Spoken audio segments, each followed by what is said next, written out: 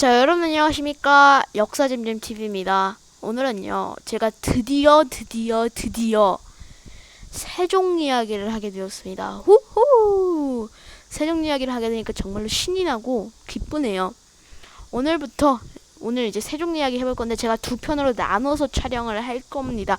너무 업적들이 많아서 하나를 다 찍기에는 너무 시간이 오래 걸릴 것 같아서요. 첫 번째는 세종의 정치적 업적, 두 번째는 외교적 업적, 세 번째는 경제적 업적, 네 번째 사회적 업적, 다섯 번째 과학기술적 업적을 설명을 해드리도록 하겠습니다. 자, 그럼 바로 먼저 정치부터 가볼게요. 자, 보이시나요? 제가 이렇게 많이 써본 적이 없습니다. 파워포인트 타입을. 자, 세종의 정치적 업적을 말씀을 드리도록 하겠습니다.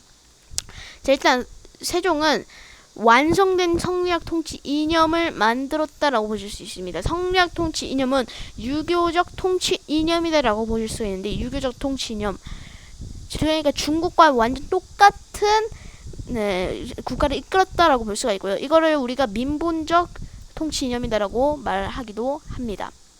자, 그리고 오히려 재상 정치를 강화했어요. 제가 저번 시간에 태종 이야기를 해드렸잖아요. 태종은 6조 뭐였죠? 직계제였잖아요. 근데 이 6조 직계제에서 의정부 서사제로 바뀝니다. 반대되는 거죠. 6조에서 의정부를 거쳤다가 왕으로 올라가는 의정부 서사제로 바뀌었고, 당시 의정부에 가장 유명한 사람은 황희 또는 맹사성 이런 사람이 있다. 이것도 알아두시면 좋겠습니다. 자, 그다음에 세 번째로 왕도 정치인데요. 왕이 주도가 되는, 왕권이 강화가 되어 있는, 왕이 주도되어 있는 정치를 했다라고 보실 수가 있습니다. 그래서 왕이 항상 결정을 다 내리고 신하들은 힘이 많이 없고 뭐 이런 게 왕도 정치다라고 볼 수가 있습니다.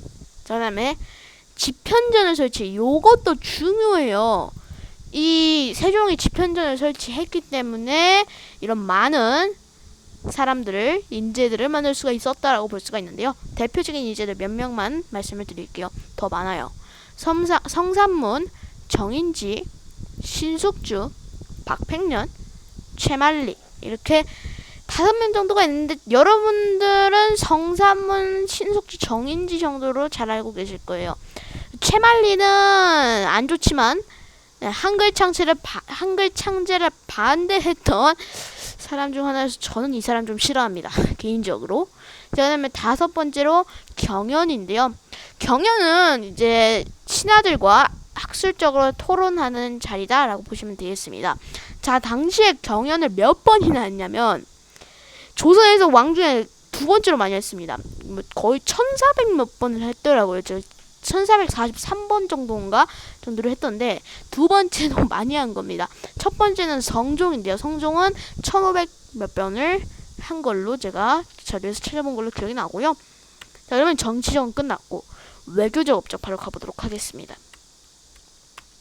자, 외교적 업적 중 가장 중요한 거는 쓰시마섬 정벌이다라고 볼 수가 있어요.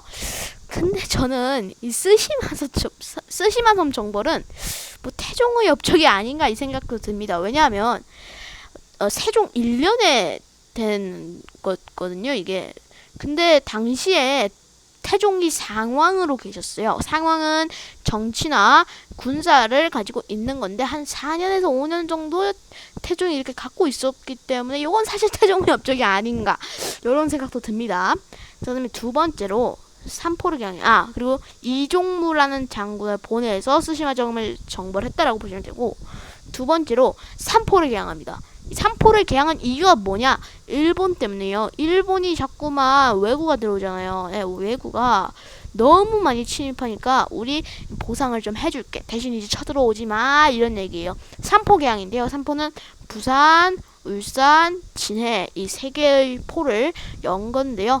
요 포를 열기 계약한 게 계해약조다라고 보시면 되겠습니다. 자, 그다음에 여러분들이 아주 잘 아시는 사군과 육진을 개척했다. 사군은 최윤덕, 육진은 김종서가 했다라고 보시면 되고, 다섯 번째로 사민정책, 귀순, 토관제도, 무역소 이제 하나하나씩 설명을 해드릴게요. 자, 상온육진을 개척을 했어요. 그러면 우리 땅이 됐잖아요. 그쪽에. 근데 우리나라 사람이 없으면 그게 무슨 땅이겠어요. 그래서 사민정책은 백성민자의 이사사자로 해서 민들을 이주시킨다라고 보시면 됩니다. 이사시킨다. 뭐 귀순도 여기서 어딘가에서 받아들이는 거고, 토관제도는 이제 오랑캐들을 관직으로 올린다 이 말인데, 이제 그쪽은 야인들이 오는 곳이잖아요. 위쪽은 함경도, 뭐 평안도 쪽은. 그래서 오지 말라는 의미로 여진족들을 관리로 세우는 토관제도. 그리고 여진족들이 가장 원하는 게 무역소예요. 그래서 무역소를 이때 설치도 해줍니다. 자, 그 다음에 이제 마지막, 일단 1편은 여기가 마지막이에요. 바로 세종의 경제적 업적인데요. 자, 세종의 경제적 업적은 일단 경제하면 돈 아니겠어요? 세종인데 돈을 안 만들 리가 있겠습니다가 조선통보라는 걸 만들었어요. 이게 유명하지는 않은데 조선통보를 만들었다는 거 알아두시면 되고요. 그 다음에 두 번째로 토지 결수가 올라갑니다. 이게 무슨 말이냐면, 토지 결수는 당시에 세금을 거두는 게 세 개가 있었어요.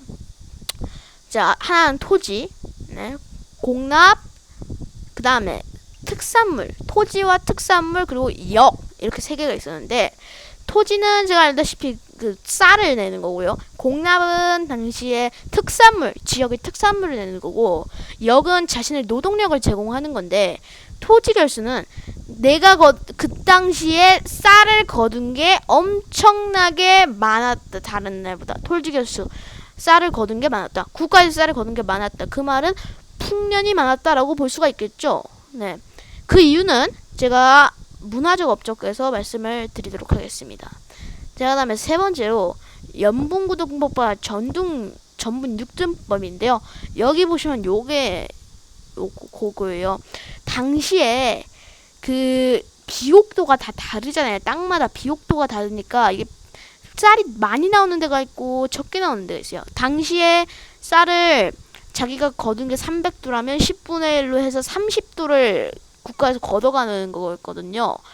근데 이게 양반들은 땅이 비옥하지만 평민들은 안 비옥한 데가 있기 때문에 요렇게 딱 나눈 거예요. 세세하게 다 나눠서 여기에 해당되면 몇 개를 줄여줘. 이런 느낌의 뭐 경제적 업적이다라고 보시면 되겠습니다.